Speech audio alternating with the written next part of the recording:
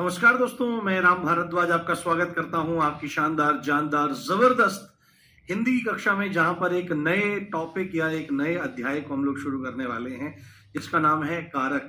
और आप में से बहुत सारे लोग ऐसे हैं जो बड़े परेशान हो जाते हैं कारक नामक अध्याय को देख करके कि भाई ये है क्या। और यहां से कुछ क्वेश्चन आते हैं, विशेषकर यहां पर विभक्तियों से प्रश्न आते हैं, जिनको परसर्ग भी कहते हैं, जिनको कारक चिन्ह भी कहा जाता है।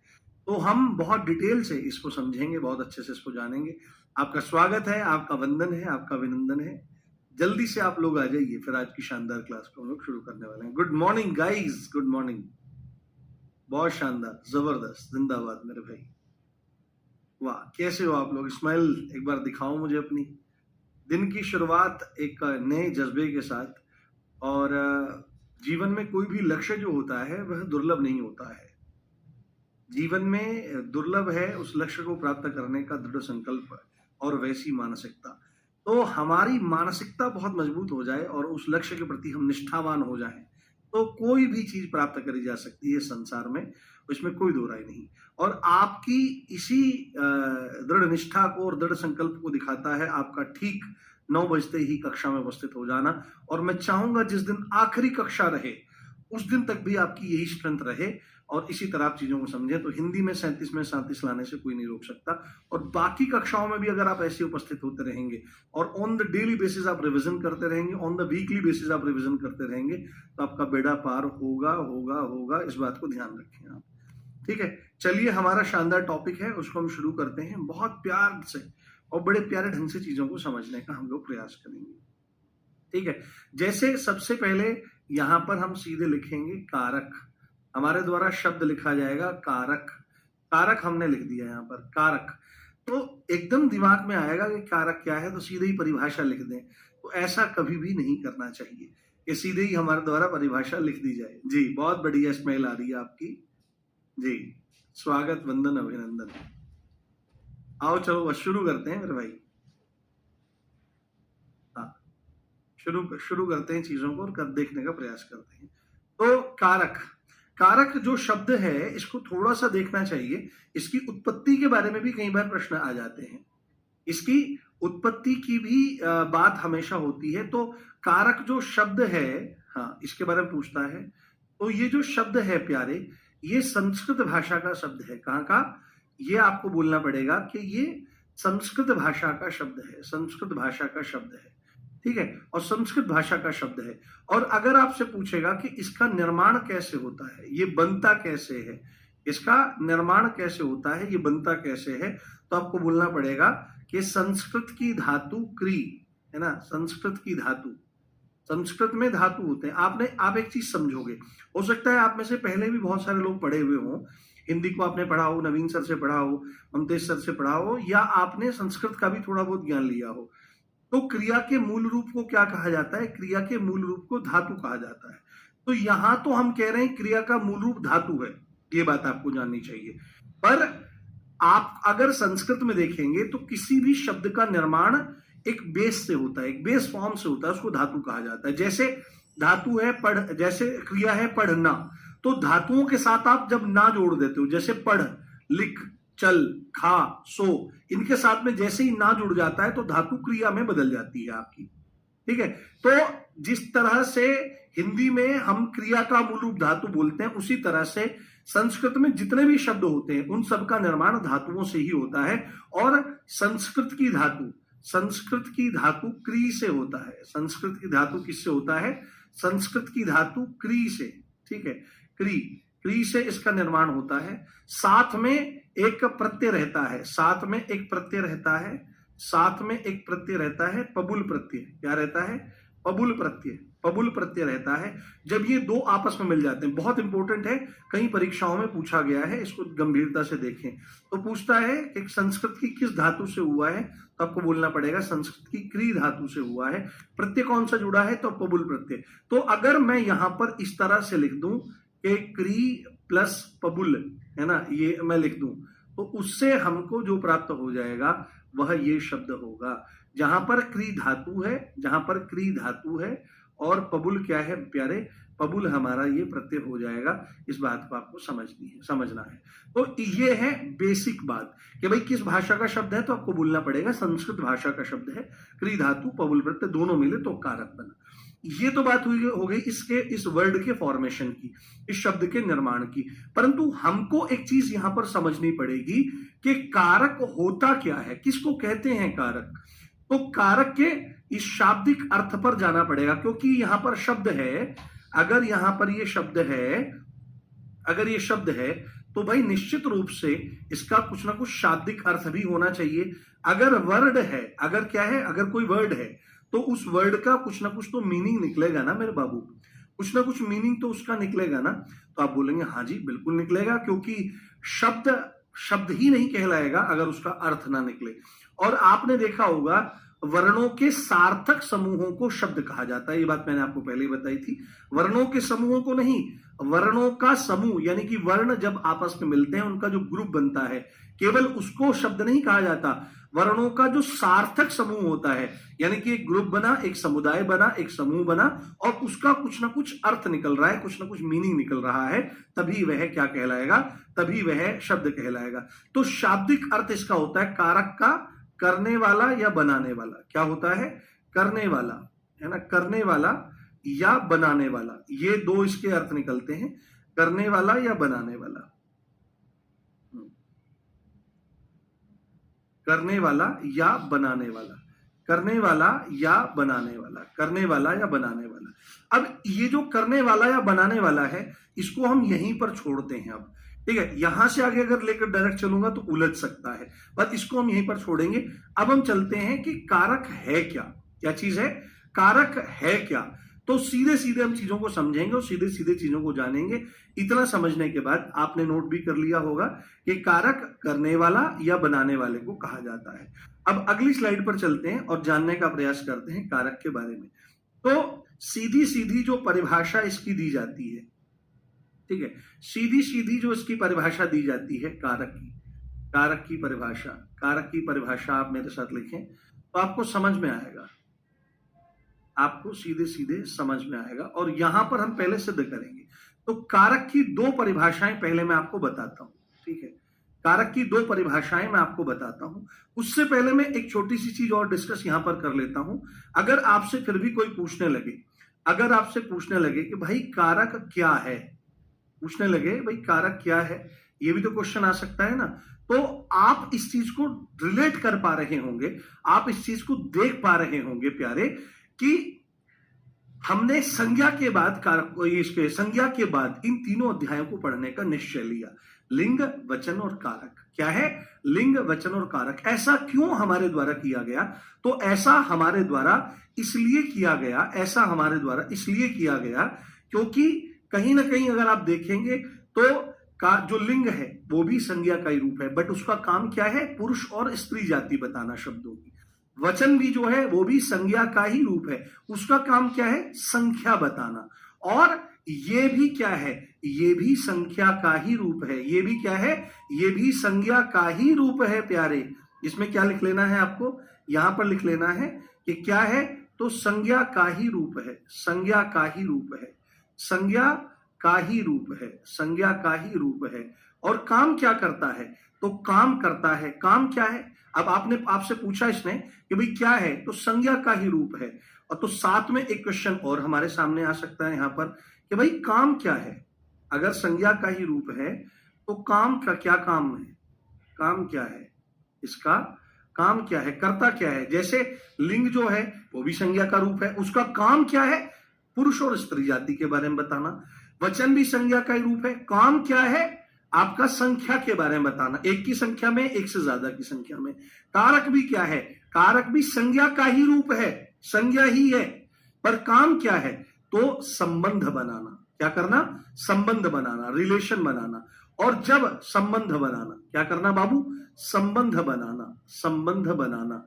और एकदम से आएगा किससे, तो आप बोलेंगे अन्य शब्दों से, है ना।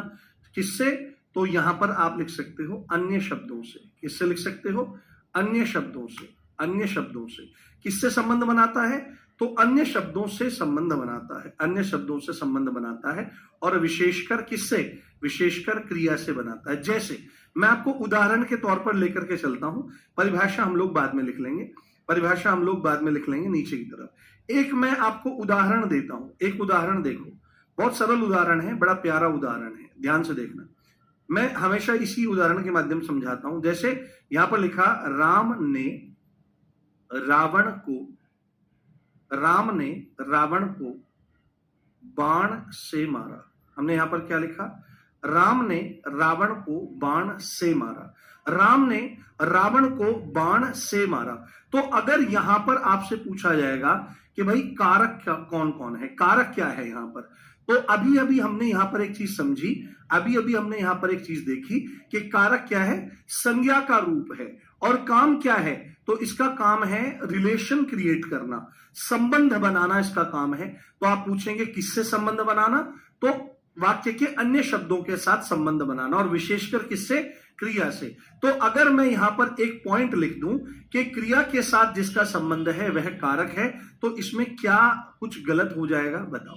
तो अगर मैं यहां पर लिख दूं कि क्रिया के साथ, क्या लिख दूं प्यारे, क्रिया के साथ क्या लिखा जाएगा, क्रिया के साथ जिसका संबंध है, क्रिया के साथ जिसका संबंध है, क्रिया के साथ जिसका संबंध है, क्रिया के साथ जिसका संबंध है वह कारक है, क्रिया के साथ जिसका संबंध है वह कारक है। दैट्स ऑल, बात खत्म।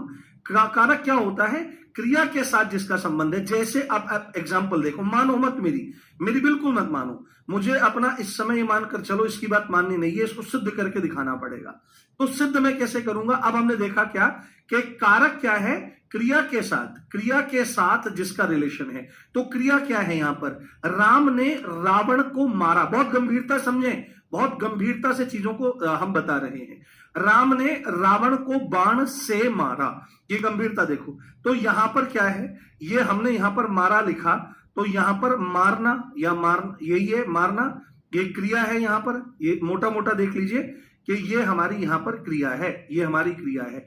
इससे किस किस का संबंध बन रहा है, तो मारना, इस क्रिया से कौन कौन रिलेट है, तो राम ने मारा, मरा कौन, रावण, किसके द्वारा मारा गया, बाण के द्वारा मारा गया।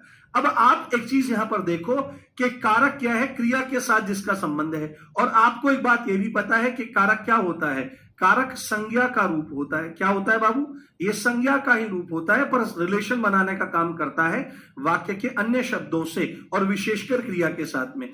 तो यहां पर देखो, राम का संबंध मारने वाले क्रिया से है कि नहीं, आप बोलोगे हाँ जी बिल्कुल है। रावण का संबंध मारना क्रिया से है कि नहीं, मरना या मारना क्रिया से है कि नहीं, आप बोलोगे बिल्कुल, ठीक है। और उसके बाद बाण का संबंध क्रिया से है कि नहीं, हाँ, क्योंकि राम इस क्रिया को कर रहे हैं, इस क्रिया का असर जिस पर पड़ रहा है वह रावण है, और यह क्रिया जिसके द्वारा की जा रही है वह बाण है। इस बात को आप समझे। तो क्रिया के साथ जिसका संबंध है वह कारक है। और एक चीज आप यहां पर नोटिस कर लीजिए कि क्रिया के साथ इनका संबंध है, चाहे तो आप यहां पर राम को देखो, चाहे आप यहां पर रावण को देखो, या आप यहां पर बाण को देखो, ये तीनों ही क्या हैं, ये तीनों ही यहां पर संज्ञा के रूप हैं। राम भी किसी का नाम है, रावण भी किसी का नाम है, बाण भी एक वस्तु का नाम है। नाम मतलब संज्ञा होता है, ये बात मैं आपको पढ़ा करके आया हूं। तो इस बात से यहां पर ये बात सिद्ध होती है कि क्रिया के साथ जिसका रिलेशन है वही क्या कहलाता है, वही कारक कहलाता है। वही क्या कहलाता है,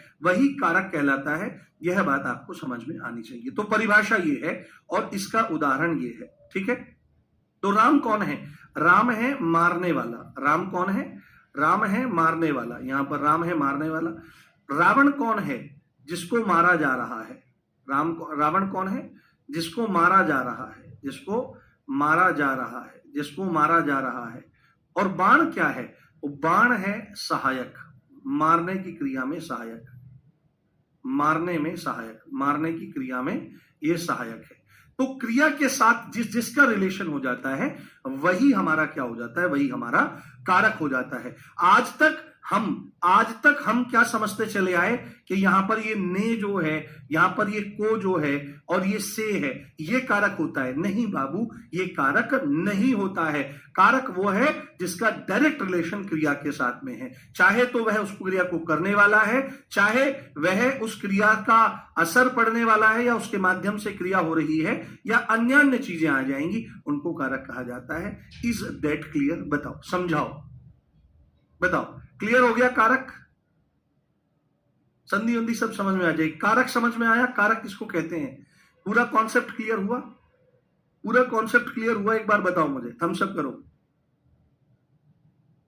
हाँ जी राजा, नहीं मैं यही हूं, यहां पे आनंद लो आप। अच्छा, करने वाला गलत लिखा है क्या? एक मिनट में देखता हूं, वो हो जाता ना कई बार। हाँ, वो मिट गया था ना उस वजह से। लो, इसको सही कर देंगे, इसमें कौन सी बड़ी बात है मेरे भाई। आपको तो पता है ना मैंने सही लिखा है, मैं क्या बोल रहा हूं। क्योंकि जब तन्मयता चढ़ती है फिर थोड़ी बहुत चीजें ध्यान नहीं रहती है करने वाला। बताओ, इज दैट क्लियर? मजा आया? समझ में आ गया कारक क्या है? हाँ, अभी मैं पूछूंगा कि कारक क्या है। हाँ, बहुत बढ़िया, बहुत बढ़िया, शानदार। अब मैं एक उदाहरण और देता हूं तुमको। अब मैं उदाहरण एक देता हूं, मुझे जानना है कि उसमें कारक क्या है, तभी मैं आगे बढ़ूंगा, उसके बाद नहीं बढ़ूंगा। उदाहरण जैसे मैं यहां लिखता हूं,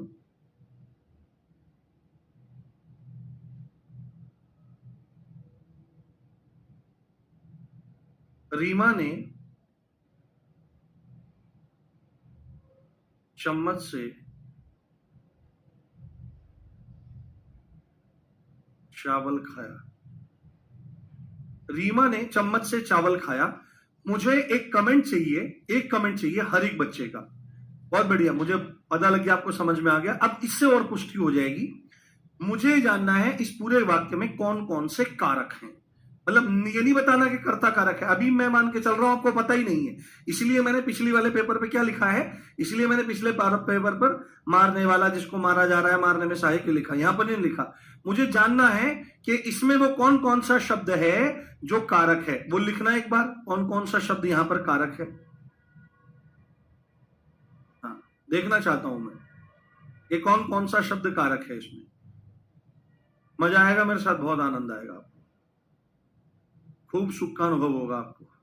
हाँ, रिपीट हो जाएगा, अभी करूंगा बाबू, अभी तो एक परिभाषा बहुत प्रॉपर तरीके से लिखूंगा एक और। ये लिखो,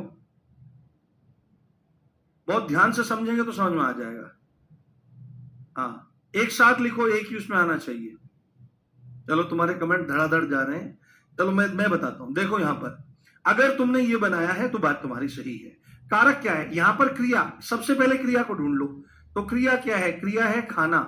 क्रिया क्या है? खाना। खाना क्रिया है, उसी का रूप परिवर्तन हो रहा है यहां पर, क्योंकि क्रिया भी तो कैसी है, विकारी शब्द होता है, रूप बदल जाता है काल के अनुसार। तो खाना यहां पर क्रिया है। खा कौन रहा है? रीमा खाने वाली है। रीमा क्या है? खाने वाली है। ठीक है। खाया क्या जा रहा है? चावल खाया जा रहा है। और किसकी मदद से खाया जा रहा है? तो बाबू, चम्मच से खाया जा रहा है। तो अगर इस वाक्य में कारक पूछा जाए, इस वाक्य में अगर कारक पूछे जाएं, तो भाई साहब रीमा यहां पर कारक है, बाबू चम्मच यहां पर कारक है, और बाबूजी यहां पर चावल जो है वह भी कारक है, क्योंकि क्रिया के साथ इनका डायरेक्ट रिलेशन हमको दिखाई दे रहा है, और क्रिया के साथ जिसका संबंध है वही आपका कारक हो जाएगा। कितने लोगों का सही हुआ ये बताओ। ठीक है, अगर आपका ये प्रश्न सही, ये क्वेश्चन जो मैंने पूछा था, प्रश्न जो मैंने आपसे पूछा था, अगर ये सही हो गया है तो निश्चित मानकर चलिए आपको समझ में आ गया है। तो रीमा, चम्मच और चावल क्रिया कारक में नहीं आती है। कारक तो, क्रिया तो अलग है। क्रिया के साथ जिसका रिलेशन है, यहां पर हमने क्या लिखा है? क्रिया के साथ जिसका रिलेशन है, संबंध है, वही कारक है। तो ये आपने यहां पर देखा और ये आपने यहां पर बहुत अच्छे से समझ लिया है। बहुत शानदार। अब हम आगे बढ़ते हैं और चीजों को समझने का प्रयास करते हैं। अगर अब एक इसकी परिभाषा में लिखवा दूं, एक अन्य परिभाषा, यहां पर ये परिभाषा क्या लिख लो आप, यहां पर एक लिख लो, किशोरीदास वाजपेयी के अनुसार है। ये पंडित किशोरीदास वाजपेयी एक वैयाकरण हुए हैं, किशोरीदास वाजपेयी। उन्होंने बड़ी प्यारी, मैंने तमाम परिभाषाएं इसकी देखी, इसकी तमाम परिभाषाएं समझी। अपने आप में बड़ी बड़ी जो किताबें हैं, उन बड़ी बड़ी किताबों में इतनी कंफ्यूजिंग इसकी डेफिनेशन दे रखी है, आप सोच नहीं सकते। पर पंडित किशोरीदास वाजपेयी के एक वाक्य में बिल्कुल पूरा कारक स्पष्ट हो जाता है। यह बात आपको समझनी चाहिए। अगर अब इसकी परिभाषा आप ऑफिशियली लिखना चाहें तो एक परिभाषा यहां पर लिखें, वो तो पंडित किशोरीदास वाजपेयी जी के अनुसार थी। यहां पर हम एक परिभाषा लिख देते हैं, क्योंकि हमको यहां पर यह भी बताना पड़ेगा कि कारक क्या है, संज्ञा का रूप है ना। यहां पर आप लिखें परिभाषा मेरे कहने से कि कारक क्या है, संज्ञा का वह रूप। अब यहां पर बिल्कुल इस ऑफिशियल, संज्ञा का वह रूप, संज्ञा का वह रूप जिसका संबंध, संज्ञा का वह रूप जिसका संबंध वाक्य के अन्य शब्दों के साथ होता है, वाक्य के अन्य शब्दों के साथ होता है, वाक्य के अन्य शब्दों के साथ होता है, अन्य शब्दों के साथ होता है। विशेषकर क्रिया, ये घुमा फिरा करके वही बात खोल के लिख दी गई है। इससे ये पता लग जाए कारक भी संज्ञा का ही रूप होता है। देखो रीमा, चम्मच और चावल, एक्चुअल में ये भी संज्ञा ही तो है, ये भी तो संज्ञा ही है। आप देखो रीमा किसी का नाम है, चम्मच क्या है, चम्मच एक वस्तु का नाम है, तो वस्तुओं के नाम जो होते हैं वो भी इसमें ही आते हैं। और चावल क्या है, चावल एक पदार्थ का नाम है, तो पदार्थ ये है आपकी पदार्थवाचक संज्ञा। तो शब्दों के साथ होता है विशेषकर क्रिया,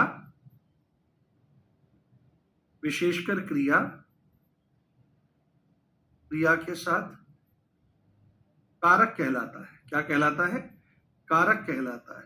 क्या कहलाता है बाबू, कारक कहलाता है, कारक कहलाता है। दैट्स ऑल, इतनी सी बात थी, इतनी सी पॉइंट था आपको जो समझना था। और आप एक चीज यहां पर ध्यान से समझ लो, क्योंकि अगर आप यहां से अब इतना आपने देख लिया कि संज्ञा का वह रूप जिसका संबंध वाक्य के अन्य शब्दों के साथ होता है विशेषकर क्रिया के साथ, वह कारक आपका कहलाता है। ठीक है, चलो आशा कर रहा हूं आपको कोर कॉन्सेप्ट समझ में आ गया होगा। मेरे को लगता है 20-25 मिनट लग जाता है कोर कॉन्सेप्ट बिल्ड करने में, बट आपको जिंदगी भर याद रहेगा, आप भूलोगे नहीं। अब आपका एक और क्वेश्चन भी यहां पर बन सकता है कि सर आपने यहां पर बोला था कि कारक जो है उसका शाब्दिक अर्थ होता है करने वाला या बनाने वाला। तो क्या करने वाला और बनाने वाला, तो यहीं पर आप इसको लिख सकते हो, एक पॉइंट यहीं पर ऐड कर सकते हो कि वाक्य को बनाने वाला, बस सीधे लिख लो वाक्य को बनाने वाला। मैंने बोला था ना, मैं आपको बाद में बताऊंगा इसको, वाक्य को बनाने वाला। तो आप यहां पर जब आप कारक को लिख रहे हो, कारक का शाब्दिक अर्थ है कि करने वाला या बनाने वाला, तो क्या करने वाला, तो वाक्य की रचना करने वाला, बनाने वाला तो वाक्य को बनाने वाला। जैसे अगर आपने ये देख लिया राम ने रावण को मारा, अगर आप यहां से कारक को ही हटा दो तो क्या इस वाक्य का कुछ रह जाएगा, ने को से मारा। अगर आपने यहां से कारक को हटा लिया, राम कारक है, रावण कारक है, बाण भी कारक है, अगर आप राम को, रावण को और बाण को हटा लो तो यहां पर क्या बच जाएगा, ने को से मारा। और सही बात तो एक और है, क्योंकि कारक है तो ये कारक विभक्तियां हैं, ने को और से, ये भी गायब हो जाएंगी। केवल और केवल क्या बच जाएगा, केवल और केवल क्रिया बच जाएगी, और क्रिया से वाक्य नहीं बनता है। तो क्योंकि ये आपस में संबंध बनाता है विशेषकर क्रिया के साथ में, अन्य शब्दों के साथ में भी, तो उसको क्या कहा जाता है, कारक। और कारक का मतलब करने वाला और बनाने वाला। अब मैंने अपना यहां पर ये बात पूरी करी, हाँ बहुत बढ़िया, समझ में आया। अब हम चलते हैं आगे और चीजों को देखने का प्रयास करते हैं। आप मेरी क्लास में चीजों, ये पूरे के पूरे बोर्ड को एक प्रैक्टिकल लैब की तरह पाओगे, क्योंकि मैं कोशिश करता हूं कि हिंदी का गणित पढ़ाऊं।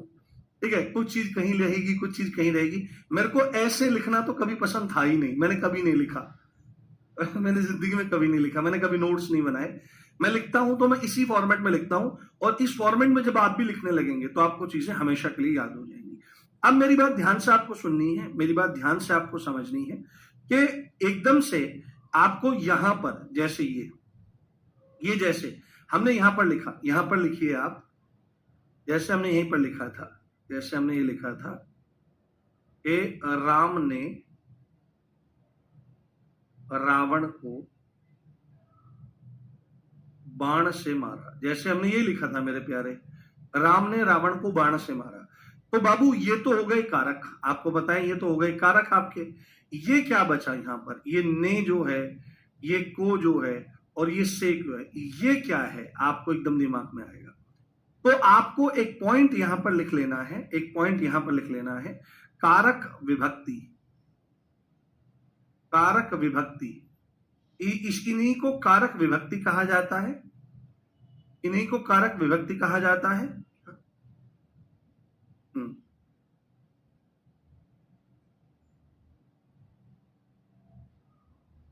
इन्हीं को कारक विभक्ति कहा जाता है, इन्हीं को कारक चिन्ह कहा जाता है। क्या कहते हैं? इन्हीं को कारक चिन्ह कहा जाता है। और बाबू इन्हीं को परसर्ग कहा जाता है। क्या कहते हैं? इन्हीं को परसर्ग कहा जाता है। पेपर में अगर आ जाए कि भाई कर्ता कारक की कारक विभक्ति बताओ, चिन्ह बताओ या परसर्ग बताओ, तो घबराने की जरूरत नहीं है, ये तीनों चीजें एक ही हैं। और अगर आप परसर्ग शब्द को देखने का प्रयास करोगे तो आपको समझ में आएगा, परसर्ग शब्द दो शब्दों से मिलकर बना है, पर और सर्ग। पर और सर्ग, पर जो शब्द होता है, पर और सर्ग, इन दो शब्दों से मिलकर के परसर्ग बन रहा है। अब यहां पर गंभीरता से आप देखें, पर के बहुत सारे अर्थ निकलते हैं। पर का मतलब क्या होता है? पर का मतलब दूसरा भी होता है। पर का मतलब क्या होता है? दूसरा। जैसे एक बहुत सुंदर पंक्ति तुलसीदास जी लिखते हैं। क्या लिखते हैं? ए सो पर नार लीलार गुसाई, तजऊ चौथ के चंद किनाई। इसका मतलब क्या है? अगर जीवन में सुख चाहिए तो सो पर नार दूसरे की स्त्री जिससे आपका विवाह होगा, उसी के साथ आपको प्रेम का संबंध रखना है। दूसरे की स्त्री, पर मतलब दूसरे की स्त्री के साथ आपका संबंध होगा तो वह समाज में अपराध का कारण बनेगी और आपके मन को भ्रष्ट करने का काम करेगी। ठीक है, ये बात आपको ध्यान रखनी चाहिए। तो पर मतलब दूसरा, और पर मतलब बाद में। पर मतलब बाद या पीछे, इस सेंस में भी जाता है। और सर्ग का मतलब क्या होता है? सर्ग का मतलब लगने वाला, और सर्ग का मतलब चलने वाला। सर्ग का मतलब चलने वाला, सर्ग का मतलब लगने वाला या चलने वाला। तो यहां पर का अर्थ जो है ये अनेक अर्थ में निकल रहे हैं, तो दूसरा तो यहां पर नहीं होगा, यहां पर अर्थ होगा पीछे या बाद में। और सर्ग का मतलब लगने वाला, तो यहां पर आपको ध्यान देना है, इसका अर्थ होगा कि बाद में या पीछे लगने वाला, लगने वाला, बाद में या पीछे लगने वाला, या इसको लिख दो चलने वाला। तो यहां पर एकदम से बात आएगी, अच्छा परसर्ग का मतलब बाद में या पीछे लगने वाला या चलने वाला, तो तुरंत एकदम प्रश्न आएगा किसके पीछे। एकदम प्रश्न आना चाहिए किसके पीछे, एकदम आना चाहिए किसके पीछे, किसके पीछे, किसके बाद, ये प्रश्न बनने चाहिए तुरंत एकदम दिमाग में। किसके पीछे, किसके बाद, किसके पीछे और किसके बाद। तो आपको बोलना पड़ेगा कि कारक के पीछे और कारक के बाद। किसके पीछे? कारक के पीछे और कारक के बाद। क्योंकि जैसे ही आप यहां पर देखोगे कि कारक के पीछे और कारक के बाद, तो कारक के पीछे क्या लिखेंगे? कारक के पीछे और कारक के ही बाद। कारक के पीछे और कारक के बाद, ठीक है, कारक के पीछे और कारक के बाद। जैसे आप देख सकते हो कि यहां पर जो ने है ये इसके पीछे लगा हुआ है, को जो है वो इसके पीछे चलता है, से जो है वो बाण के पीछे लगा हुआ है। तो आई थिंक आपको बहुत अच्छे से क्लियर हो गया होगा कॉन्सेप्ट कि कारक विभक्ति को ही कारक चिन्ह और परसर्ग कहा जाता है। और परसर्ग का मतलब होता है बाद में या पीछे चलने वाला। तो चलने वाला या लगने वाला, तो किसके पीछे? तो कारक के पीछे। किसके बाद? तो कारक के बाद। तो आप अगर दूसरे वाला एग्जाम्पल भी यहां पर देख लेते हो कि रीमा ने चम्मच से चावल खाया। ठीक है, चावल खाया, चावल खाया, चावल खाया। या मैं आपको अभी और सरलता प्रदान करने के लिए यहां पर विभक्ति को जोड़ रहा हूं, चावल को खाया। ठीक है, चावल को खाया, आपके लिए सरलता से लिख रहा हूं। तो आपने देखा था रीमा क्या है?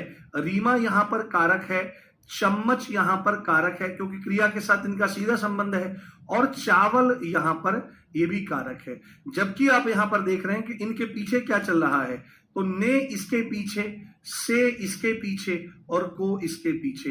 तो ये हमारे तीनों के तीनों क्या हो जाएंगे प्यारे? ये तीनों के तीनों हमारे हो जाएंगे कारक चिन्ह, है ना?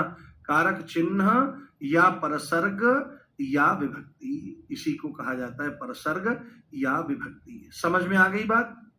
क्लियर हो गया कॉन्सेप्ट? बताइए, समझ में आ गई बात? कोई डाउट तो नहीं रहा होगा मेरे हिसाब से? बताइए दोस्तों, मित्रों, बताइए, समझ में आया कॉन्सेप्ट? मजा आ रहा है? हम्म। हाँ, मुझे लगता नहीं है कि अब कारक में और कारक विभक्ति में कोई भी डाउट, कोई भी समस्या आपको रही होगी। एक बार हम सब करके बताओ, फिर हम चलते हैं संख्याओं पर। हाँ, आलोक राजपूत बेटा, थोड़ा गंभीरता से पढ़ो, सब चीजें पता लगेंगी।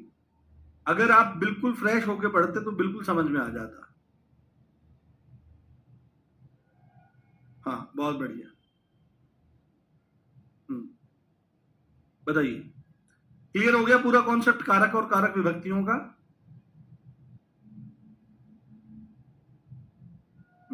बहुत बढ़िया, शानदार दोस्तों। रीमा, चम्मच और चावल कारक हैं, ने, से और को विभक्ति है। अभी पता लगेगा कि कहां से क्या विभक्ति है, इसकी क्या होती है।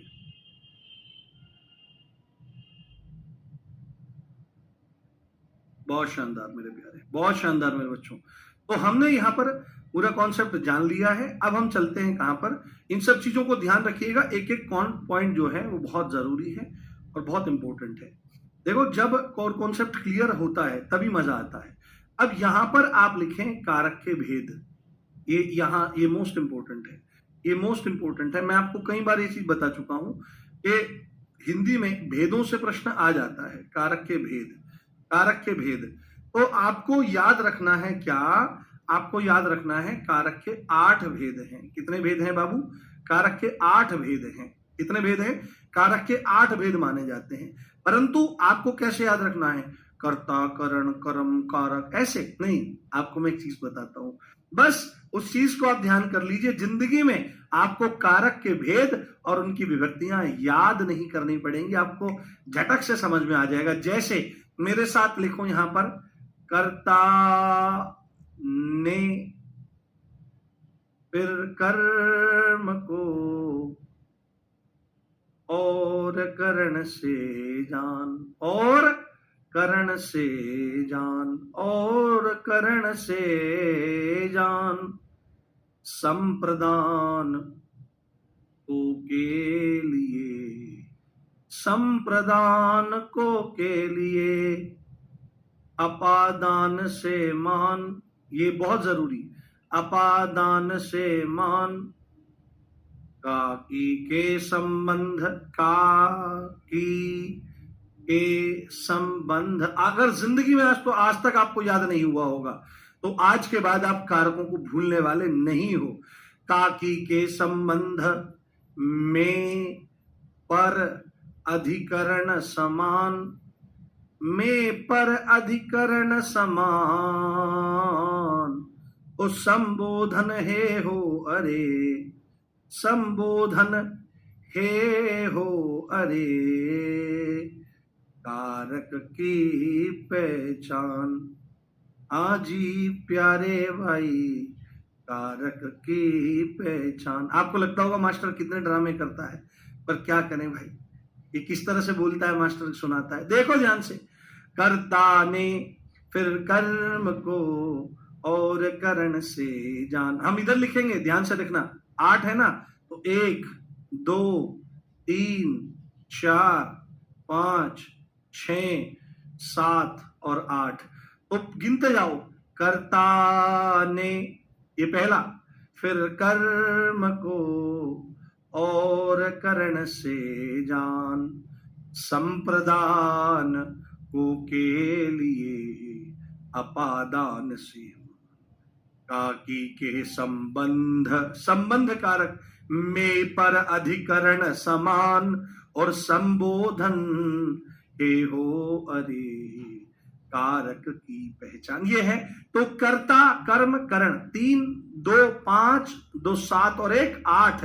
तो यहां पर बार बार इसका उच्चारण करते रहो जिससे याद हो जाए ये बहुत अच्छे से।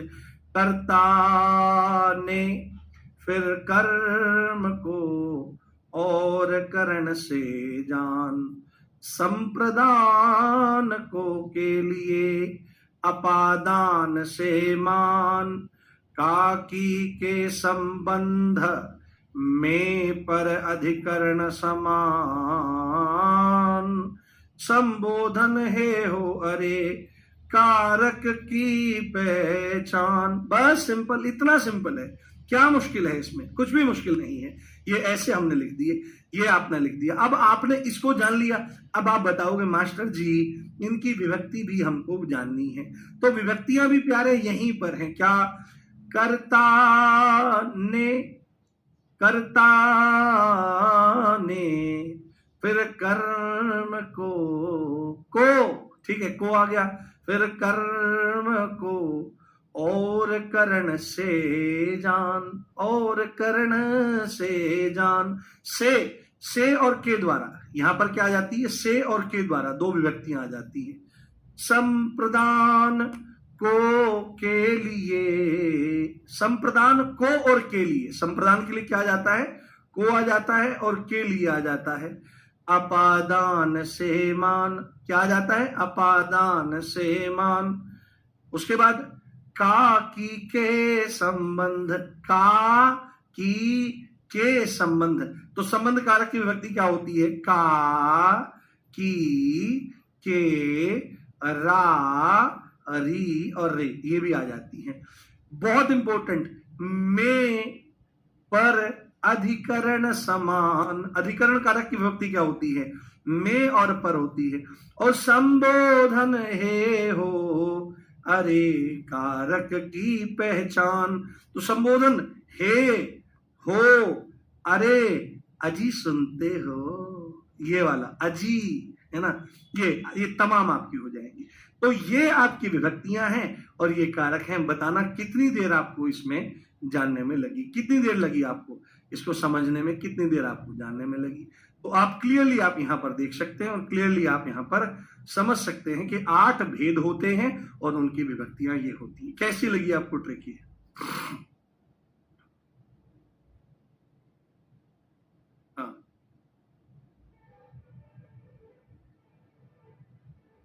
कर्ता ने, फिर कर्म, हाँ कर्ता ने कर्म को, ये नहीं, ये याद मत करो, ऐसे याद कर लो, बहुत सिंपल है, बहुत सिंपल है, ऐसे याद कर सकते हो।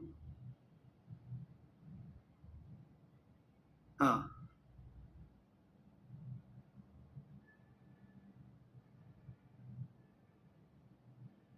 बहुत बढ़िया। अभी जितना समझा रहा हूं उतना समझते चले जाओ, एक एक चीज क्रमशः समझ में आती चली जाएगी। अगर इतना सरल समझाने पर भी समझ में नहीं आ रहा है तो इसका मतलब यह है आपका ध्यान नहीं लग रहा है, आप ध्यान नहीं लगा रहे हो। इतना सरल समझाने पर भी समझ में आना चाहिए, बिल्कुल आना चाहिए। मजा आया? चलो बहुत बढ़िया। तो ये हमारे कारक के कितने भेद हो गए? 8 भेद हो गए। यहां पर भेद लिखे हुए हैं, यहां पर विभक्ति, और इसको आप एक तरह से कह सकते हो, इसको आप एक ट्रिक बोल सकते हो। क्या बोल सकते हो? एक ट्रिक। मेरे साथ बोलना एक बार और फिर हम आगे बढ़ते हैं। कर्ता ने, फिर कर्म को और करण से जान, संप्रदान को के लिए अपादान से मान, का की के संबंध में पर अधिकरण समान, संबोधन ए हो अरे कारक की पहचान। ये ध्यान रखें और ये आप समझ करके चलें। तो कारक के भेद जब यहां पर पूछा जाएगा 8 बताने हैं, और उसके बाद अगर आपको देखें कि कारक के भेदों के बारे में अगर पूछा जाए कि किशोरी दास वाजपेयी कितने मानते हैं, तो एक इंपॉर्टेंट नोट आप यहां पर लिख लीजिए। एक इंपॉर्टेंट नोट आपके द्वारा यहां पर लिखा जाना चाहिए। और वह नोट क्या है? वह नोट क्या है?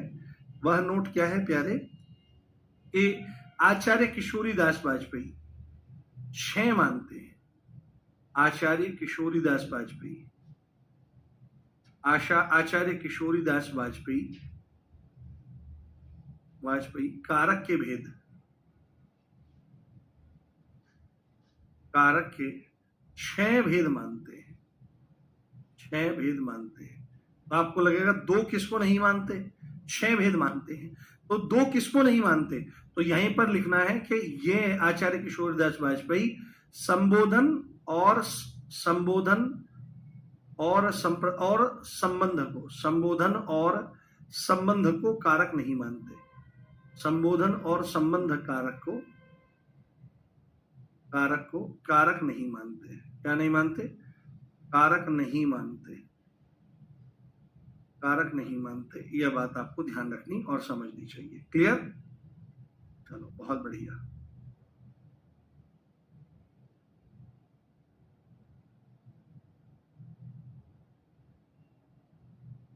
हाँ, अगर आपको किसी को ऐसा लगता है कि आपका अपने वाला ही ठीक है तो अपने वाला आप रख सकते हैं, कोई दिक्कत कोई समस्या वाली बात नहीं है। चलो, अब मैं थोड़ा सा ना आपको एक चीज बताना चाहता हूं, इन कारकों के बारे में थोड़ा सा डिस्कशन और करना चाहता हूं कि कर्ता क्या होता है, कर्म क्या होता है, करण क्या होता है, संप्रदान क्या होता है, अपादान क्या होता है, संबंध क्या होता है, अधिकरण क्या होता है, संबोधन क्या होता है, और इनके लक्षणों के बारे में, इनकी विभक्ति हमने देख ली है, इनके लक्षणों के बारे में भी हम चीजों को देखना चाहिए और चीजों को जानना चाहिए। तो यहां पर एक तरफ लिखिए आप कारक, एक तरफ आप लिखें यहां पर कारक, उसके बाद यहां पर दोबारा से लिख लें विभक्ति, क्योंकि इससे बार बार लिखने से क्या हो जाएगा, याद हो जाएगा। और तीसरे यहां पर लिखिए आप लक्षण, कि एक्चुअल में वो है क्या, एक्चुअल में वो है क्या, इस बात को ध्यान रखें, इस बात को आप समझ करके चलें। तो सबसे पहले यहां पर हमने लिखा क्या, सबसे पहले हमने यहां पर लिखा कर्ता, कर्ता। तो कर्ता की विभक्ति क्या होती है, कर्ता की विभक्ति होती है कर्ता ने। और लक्षण क्या है, कर्ता कहते किसको हैं, तो कार्य को करने वाला, क्या है, कार्य को या क्रिया को करने वाला, क्रिया को जो करता है, क्रिया को करने वाले को कर्ता कहा जाता है। ये बहुत जरूरी है। अगर देखो क्या है कि आपसे कल को कारक की पहचान पूछेगा कि भाई कारक कर्ता कारक कौन सा है इसमें से, या इसमें आपका संप्रदान कारक कौन सा है, तो आप विभक्ति देख करके पहचान कर सकते हो। बट क्या होता है कि अलग अलग कालों में जहां पर अलग अलग काल प्रयोग किए जाते हैं, वहां पर क्या होता है, वहां पर विभक्तियों का लोप हो जाता है, कई बार हट जाती हैं विभक्तियां। तो वहां पर ये जो लक्षण है, कार्य और क्रिया को करने वाला, ये लक्षण ही आपको वहां पर जिताएगा। जैसे आपसे पूछा जाएगा, हो सकता है वहां पर ने विभक्ति का लोप हो गया हो, है ना, ने विभक्ति का लोप हो गया हो, तो आप विभक्ति के चक्कर में अगर पड़े रहेंगे, परसर्ग के चक्कर में पड़े रहेंगे तो गड़बड़ हो सकती है। पर आप पूरे के पूरे सेंटेंस में, पूरे के पूरे वाक्य में देखो कि क्रिया को कर कौन रहा है, तो जो भी क्रिया को कर रहा है वही हमारा क्या है, करता है। ये बात आपको ध्यान रखनी चाहिए। उसके बाद दूसरे नंबर पर हमारा क्या आ जाता है, करण आ जाता है, क्या वो कर्म, क्षमा चाहता हूं, दूसरे नंबर पर क्या आ जाता है, कर्म आ जाता है, कर्म, कर्म आ जाता है। तो कर्म कारक की विभक्ति क्या होती है, कर्ता ने फिर कर्म को, कर्ता ने फिर कर्म को आ जाता है।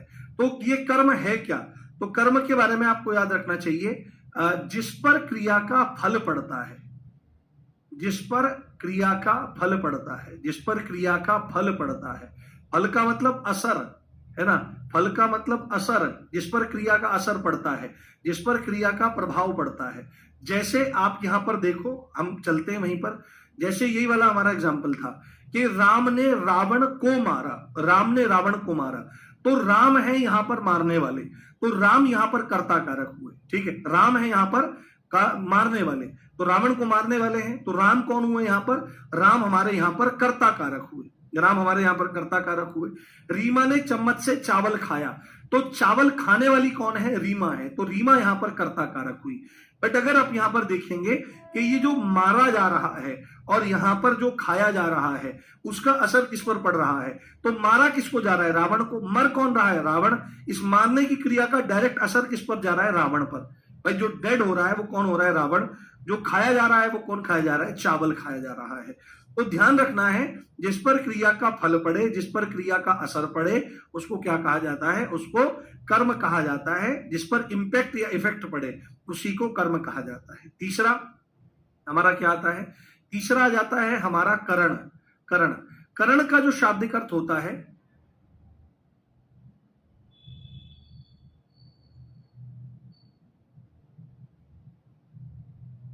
छींक आने वाली थी मुझे, छींक आने वाली थी, सब समझ में आएगा अगर आप गंभीरता से समझ रहे होंगे तो एक एक चीज आपको समझ में आ रही होगी। तो करण क्या होता है, करण की विभक्ति क्या है, करण से और के द्वारा, करण क्या है, से और के द्वारा। अभी इनके एग्जांपल्स भी देखेंगे, हम एक एक करके समझेंगे, भी इनको अलग से पकड़ेंगे।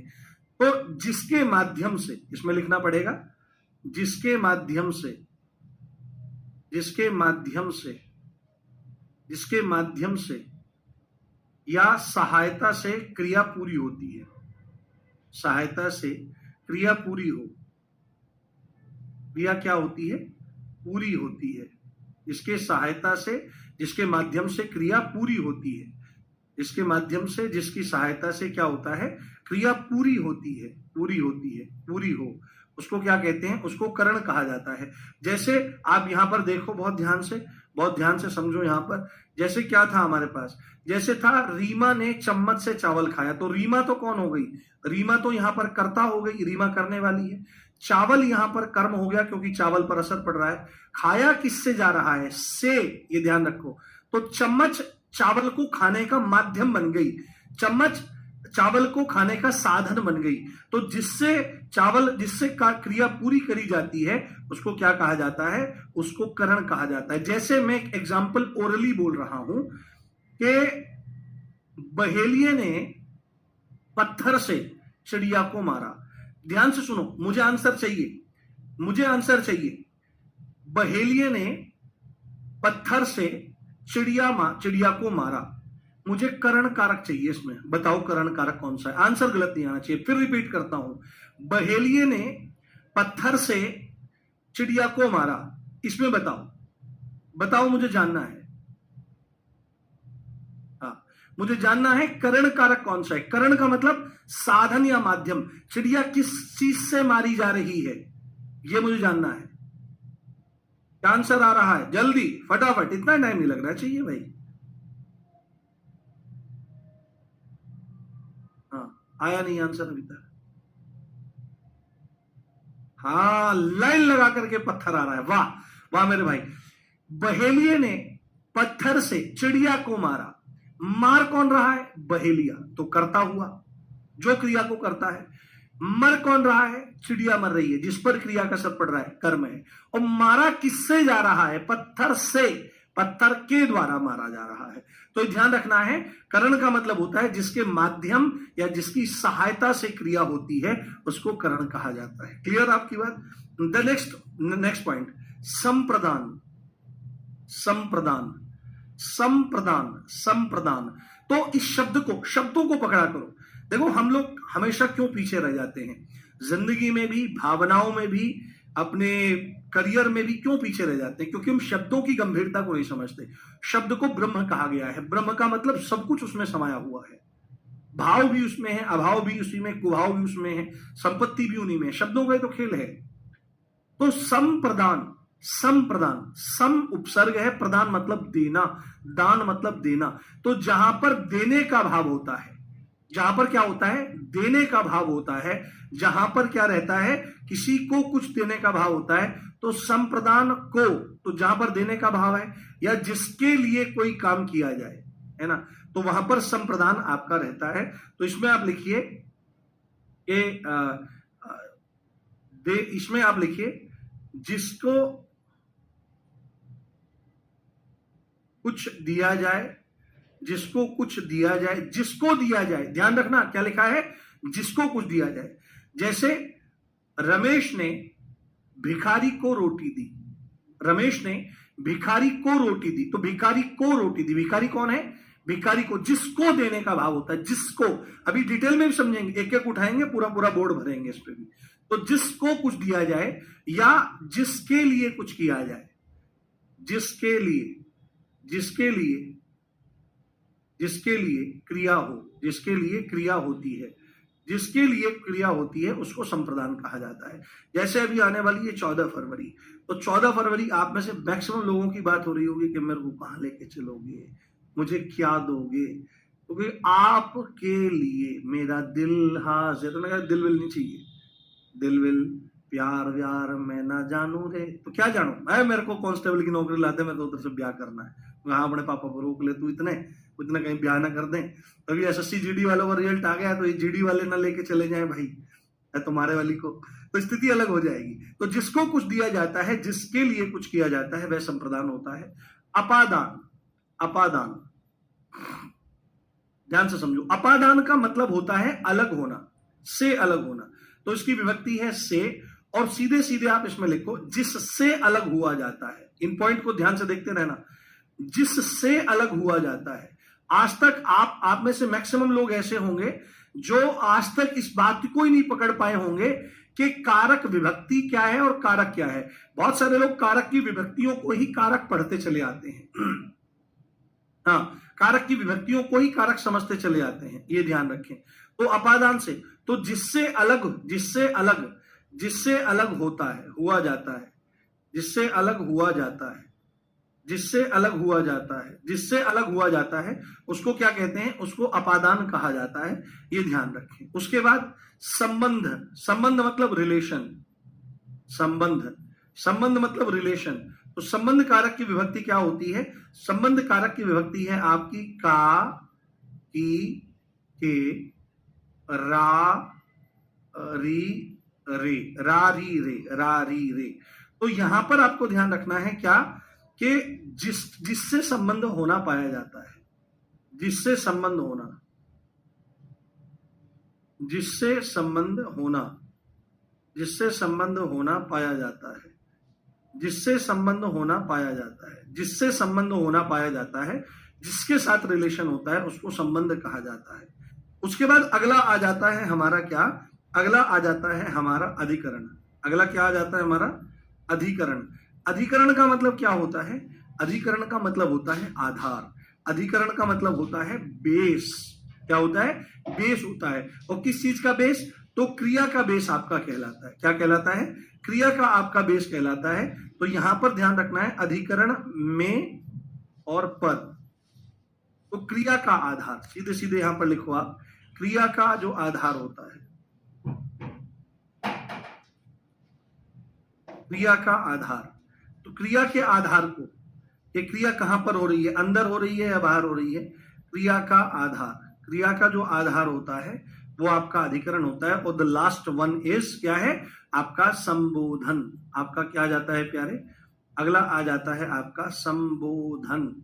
संबोधन, तो संबोधन का क्या होता है? संबोधन हे, हो, अरे, संबोधन हे, हो, अरे, या अजी इत्यादि। तो इसको क्या कहा जाता है? इसको कहा जाता है बुलाना और पुकारना। जब किसी को बुलाया और पुकारा जाता है, जैसे ओए सुनिए, ये बोले ओए यहाँ, ओए, ऐसे बोलता ना ओए, ये। और जैसे नई नई घरवाली होती है तो बुलाती अजी सुनते हो, बाद में आओ सुना है कि, बाद में इस तरह की स्थिति बनती है। हाँ, तो बाद में इस तरह की स्थिति बनती है। तो आपको ध्यान रखना चाहिए कि आपका कर्ता क्या है? जो क्रिया और कार्य को करने वाला है। कर्म कौन है? जिस पर क्रिया का फल पड़ता है, असर पड़ता है, प्रभाव पड़ता है। करण, जिसके माध्यम से या सहायता से क्रिया पूरी होती है। संप्रदान, जिसको कुछ दिया जाता है, जिसके लिए क्रिया होती है। अपादान, जिससे अलग हुआ जाता है। संबोधन, जिसके साथ संबंध होना पाया जाता है। अधिकरण क्रिया का आधार होता है और संबोधन बुलाना या पुकारना आपका रहता है। तो ये आपका कॉन्सेप्ट यहां पर पूरा बिल्ड हुआ और हमने सारी की सारी चीजें समझी। बताइए मेरे भाई, अभी कौन लिख रहा है पत्थर? अगर कोई लिख रहा है कि सर मेरा लास्ट चांस है यूपी पुलिस में, जिसके पास और उम्र भी बची, सब अपना लास्ट चांस मान करके ही तैयारी करो। और मैं भी उसी कदर पढ़ा रहा हूं कि 37 में 37 आना चाहिए। कैसी लगी क्लास मुझे बताओ? एक एक चीज क्लियर हुई ना? हाँ, ब्लैक डे मनाए, बिल्कुल मनाए, हम तो सिंगल हैं। सब समझ में आएगा। कल एक एक उठाएंगे और एक एक को समझना शुरू करेंगे डिटेल से।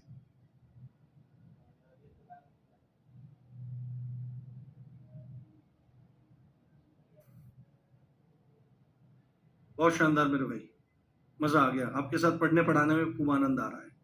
वाह, क्या कहने। चलिए ठीक है, अब हम मिलते हैं कल, और कल हम एक एक को उठाएंगे कर्ता और इसके एग्जाम्पल्स लेंगे, जिससे आपको पूरा अच्छे समझ में आए कि कर्ता कार्य। दो दो चार चार चार, तीन तीन चार चार एग्जाम्पल इनके लेने की हम कोशिश करेंगे, और ये भी समझने का प्रयास करेंगे विभक्ति का लोप कहाँ होता है, कैसे होता है, इस चीज को भी हम लोग समझेंगे। ठीक है, love you all guys, take care, bye. और रिवीजन करते रहना, पढ़ते रहना पिछला भी। मिलते हैं कल, टेक केयर।